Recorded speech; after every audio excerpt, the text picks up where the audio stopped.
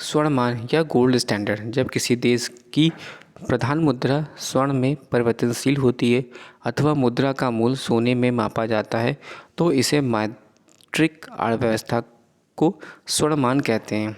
अब किसी देश में स्वर्णमान नहीं है। मुद्रास्फीति या इन्फ्लेशन, मुद्रा प्रसार या मुद्रास्फीति वह अवस्था है जिससे मुद्रा का मूल्य गिर जाता है और कीमतें बढ़ जाती हैं। आर्थिक दृष्टि से सीमित एवं नियंत्रित मुद्रास्फीति अल्पविकसित अर्थव्यवस्था के हेतु लाभदायक होती है, क्योंकि इससे उत्पादन में वृद्धि को प्रोत्साहन मिलता है, किंतु एक सीमा से अधिक मुद्रास्फीति हानिकारक है। मुद्रास्फीति को अस्थायी तौर पर नियंत्रित करने के लिए मुद्रा आपूर्ति कमी का प्रयोग किया जा सकता है। रिसेशन से तात्पर्य मंदी की अवस्था से है। जब वस्तुओं की पूर्ति की तुलना में मांग कम हो तो रिसेशन की स्थिति उत्पन्न होती है। ऐसी स्थिति में धनाभाव के कारण लोगों की क्रय शक्ति कम हो जाती है और उत्पादित वस्तुएं अनबिकी रह जाती है। इससे उद्योग को बंद करने की प्रक्रिया प्रारंभ होती है, बेरोजगारी बढ़ जाती है और 1930 के दशक में विश्वव्यापी रिसेशन की स्थिति उत्पन्न हुई थी। प्राइमरी गोल्ड, 24 कैरेट के शुद्ध सोने को प्राइमरी गोल्ड कहते हैं। स्टैगफ्लेशन या अर्थव्यवस्था की ऐसी स्थिति है जिसमें मुद्रास्फीति के साथ साथ मंदी की स्थिति होती है। टैरिफ, किसी देश के द्वारा आयातों पर लगाए गए कर को टैरिफ कहा जाता है। मुद्रा अपस्फीति अथवा विस्फीति या इन्फ्लेशन, मुद्रास्फीति पर नियंत्रण लाने हेतु जो प्रयास किए जाते हैं जैसे साख नियंत्रक आदि, उनके परिणामस्वरूप मुद्रास्फीति की दर घटने लगती है और कीमतों में गिरावट आती है तथा रोजगार पर भी प्रतिकूल प्रभाव पड़ता है। यह स्थिति मुद्रा अपस्फीति अथवा विस्फीति की स्थिति कहलाती है। इस स्थिति में यद्यपि मूल्य स्तर गिरता है तथापि यह समान मूल्य स्तर से ऊपर ही रहता है। एक्टिव शेयर, वैसे शेयर जिनका क्रय विक्रय नियमित रूप में प्रतिदिन शेयर बाजार में होता है, एक्टिव शेयर कहलाते हैं। राइट शेयर किसी कंपनी के द्वारा जारी किए गए शेयरों को क्रय करने से पहला अधिकार वर्तमान शेयर होल्डर का होता है। वर्तमान शेयर होल्डर को इस अधिकार को पूर्ण क्रय का अधिकार कहा जाता है और इस अधिकार के कारण उनको जो शेयर प्राप्त होता है उसे राइट शेयर कहा जाता है। बोनस शेयर, जब किसी कंपनी द्वारा अपने अर्जित लाभों में से रखे निर्णय रिजर्व को शेयर के रूप में वर्तमान शेयर होल्डरों के मध्य आनुपातिक रूप में बांट दिया जाता है तो इसे बोनस शेयर कहा जाता है। पूर्वाधिकार शेयर या प्रेफरेंशियल शेयर, वैसे शेयरों को पूर्वाधिकार शेयर कहा जाता है जिनको समानतः 2 पूर्वाधिकार प्राप्त होते हैं। कंपनी द्वारा सर्वप्रथम उनके लाभांश को भुगतान किया जाता है तथा लाभांश की दर निश्चित होती है। यदि भविष्य में कंपनी का समापन होता है तो लेनदारों को भुगतान करने के बाद कंपनी की संपत्तियों से वसूल की गई राशि से इस श्रेणी के शेयर होल्डर को अपनी पूंजी अन्य शेयर होल्डरों की तुलना से पहले प्राप्त करने का अधिकार होता है।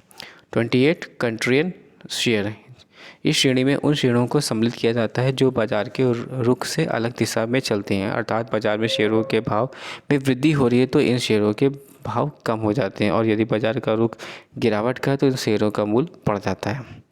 इसे बोलते हैं हम लोग contrarian share. AD index, advance decline index, इन सूचकांक का प्रयोग शेयर बाजार की तेज़ी या मंदी के रुख का पता लगाने के लिए किया जाता है।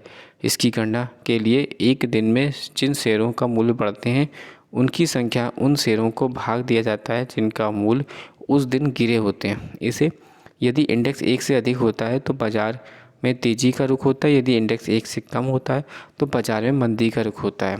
ब्लो आउट, जब कोई कंपनी अपना नया इशू जारी करती है और उसका सब्सक्रिप्शन पहले ही दिन पूरा होकर बंद हो जाता है तो उसे ब्लो आउट या आउट ऑफ विंडो कहा जाता है।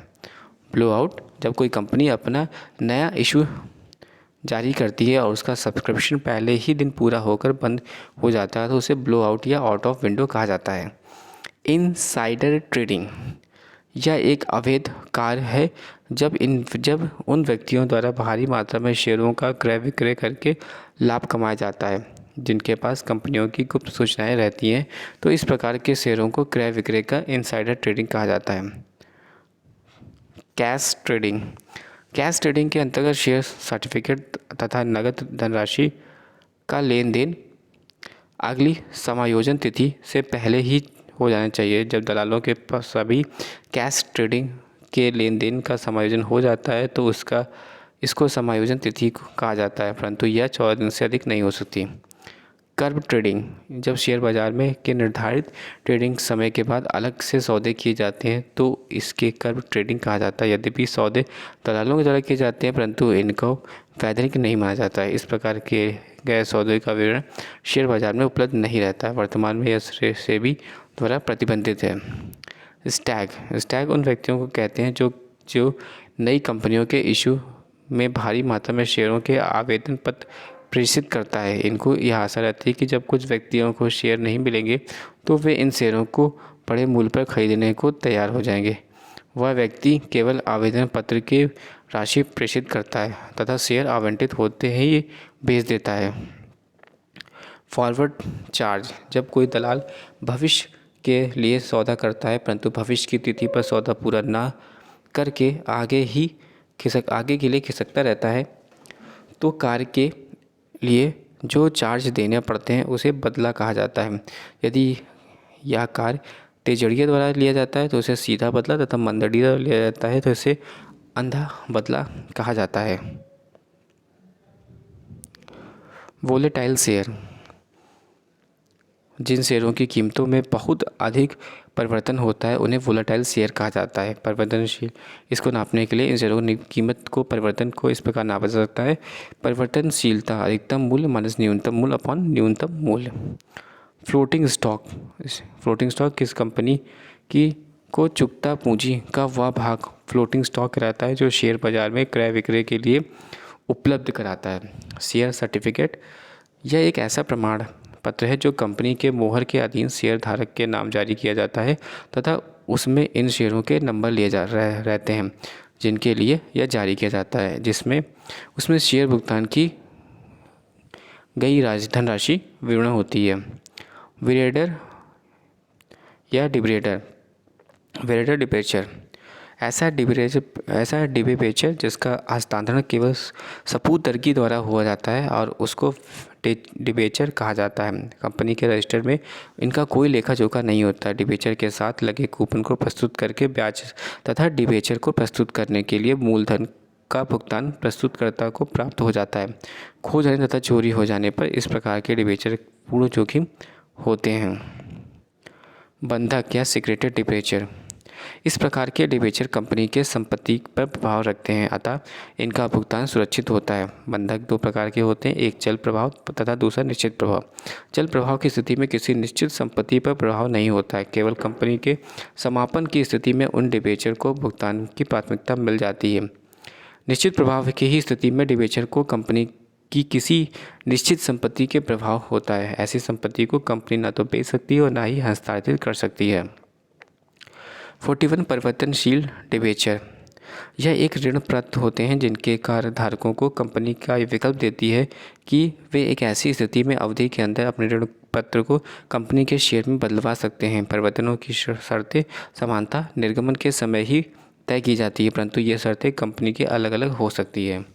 हंग अप, जब किसी शेयर का भाव किसी निवेशक द्वारा किए गए भाव से काफ़ी नीचे चला जाता है तथा ऐसी स्थिति में अधिक घाटा उठाकर शेयर बेचने के बदले वह निवेशक भविष्य में उसके भाव बढ़ने की आशा में शेयरों को रखे हो तो ऐसी स्थिति को हंग अप कहा जाता है। स्नोबॉलिंग, जब किसी शेयर के मूल्य एक निश्चित सीमा से पहुंच जाते हैं तब क्रय विक्रय में अनेक स्टेप ऑर्डर होने लगते हैं। इन ऑर्डरों के कारण पुनः बाजार में दबाव बनता है तथा पुनः ऑर्डर मिलने लगते हैं। इस स्थिति को स्नोबॉलिंग कहा जाता है। ग्रे मार्केट, यह एक अनाधिकृत बाजार होता है जहां नई तथा अभी शेयर बाजार में सूचीबद्ध नई ना हुई प्रतिभूतियों का प्रीमियम पर लेन देन होता है। सौदे में भी अनाधिकृत होते हैं और इन सौदों को शेयर बाजार का संरक्षण नहीं होता है। ट्रेडिंग लॉट, शेयरों का वह न्यूनतम संख्या या गुणांक को ट्रेडिंग लॉट कहा जाता है जिसे शेयर बाजार एक बार में बेचा या क्रय किया जाता है। सामान्यतः 10 रुपये वाले मूल्य वाले शेयरों की न्यूनतम संख्या 50 से 100 निर्धारित हो जाती है जबकि 100 रुपये वाले मूल्य के शेयरों की संख्या 5 से 10 निर्धारित की जाती है। शॉर्ट सेलिंग, जब किसी दलाल द्वारा इतने शेयरों की बिक्री की जाती है तो जितने उनके पास शेयर नहीं होते उसे शॉर्ट सेलिंग कहा जाता है। अनुबंध पूरा करने के लिए दलाल द्वारा नीलामी में शेयर क्रय किए जाते हैं।